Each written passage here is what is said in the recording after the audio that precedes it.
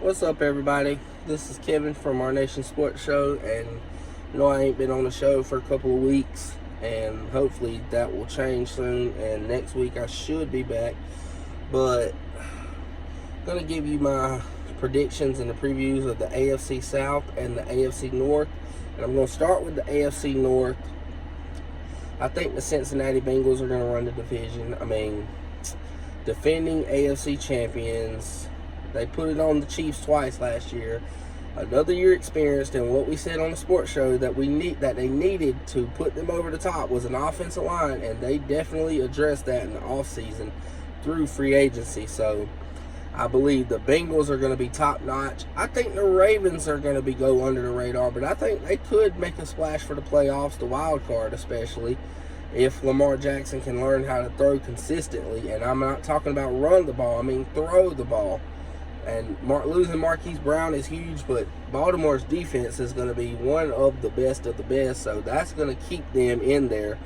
I just don't think they got enough head-to-head to take out Cincinnati. I think the Bengals are going to beat them twice next year again, but I think the Ravens will look at about 10 wins. I think the Bengals will look about 11 or 12. I think Pittsburgh, Cleveland, you never know what's going on with that situation. You don't know if Watson will be suspended, if he ain't. If he is suspended, you're looking at a horrible-ass team. And even if he ain't, is he going to look like what he did 2 years ago, 3 years ago when he was good? I don't know. That's tough. So I think they're going to – this is kind of a rebuild year for them. They're not going to be that good. I think Pittsburgh really is going to be in the dumps because, they got Ezra's favorite quarterback and Mitchell Trubisky competing for the starting job, for crying out loud. But I think Kenny Pickett's going to earn that job and start week one.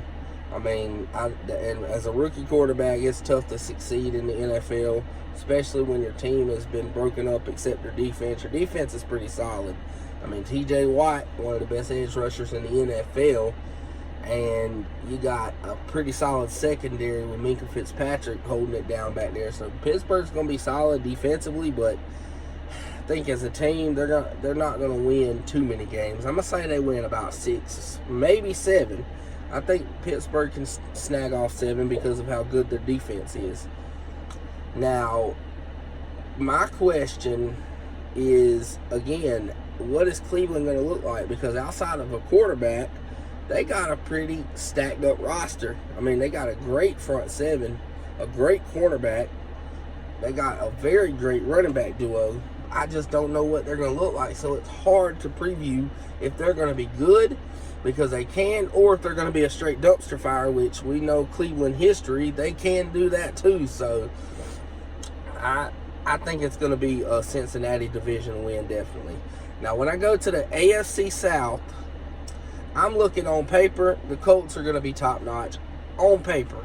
But because I say that because we've known how Matt Ryan is known how to go drop the ball 28-3, so he's liable to go drop the ball when they're expected to be the easiest division to win in football outside the NFC South because it's a weak division. And then, so on paper, it looks like to me the Colts can be an 11-12 win team easily on paper. Well, yet to see how, because they went and got Stephon Gilmore. They traded Matt Ryan for literally nothing. Got Matt Ryan for literally nothing.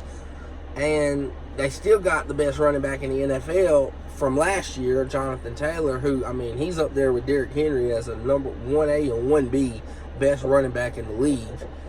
They got Darius Leonard, and that defense is very great. And then, again, like I said, they play in a weak-ass division. So, when I look at the division, and then next I look at Tennessee. Tennessee, they're questionable because, to me, they got a great coach, one of the best coaches in the NFL. Mike Vrabel, I loved watching him even when he was with New England and playing under Bill Belichick. I loved his game. I loved watching his mind. He's got a high IQ for the game. Got a great defense, but Ryan Tannehill is going to be what causes them not to be Indianapolis and not win the division and maybe not even make the playoffs this year, because we've seen how much he drops the ball. I mean, Jesus Christ. They sack Joe Burrow and still lose the game because Tannehill's throwing picks. I think, and here's my bold statement, Week 8, Malik Willis gets introduced as a starting quarterback for the Tennessee Titans. I think after Week 8 they start winning some, but I think that's a little too late, as the Colts still probably at that point should be done ran away with the division. But I got Tennessee a second. I think they'll win 9 games this year. I think they go 9-8 because of the fact that they start losing with Tannehill and then they bench them and put a new quarterback in. And I think they start back winning again. But I think it's just an experimental year for them. Now, third, y'all are going to be kind of surprised. I think the Jacksonville Jaguars, I'm not saying they're going to be great. I think they're going to be an improvement this year because of the acquisition of Super Bowl winning head coach Doug Peterson. And we've seen how good he's made Carson Wentz, who's a bum now, and Nick Foles, who's a bum now, how good he made them look in that Super Bowl run. I feel like he'll be good for the career of Trevor Lawrence. And do I think they overpaid for Christian Kirk? You're damn right. But I think they're getting some key pieces back. Trevor ETNA, the running back, him and Robinson, they're going to be a solid duo this year for Jacksonville. And I think all in all, Jacksonville's they ain't gonna be no 3-win team. I think they'll get 6, maybe 7. I think at the best they'll win 7.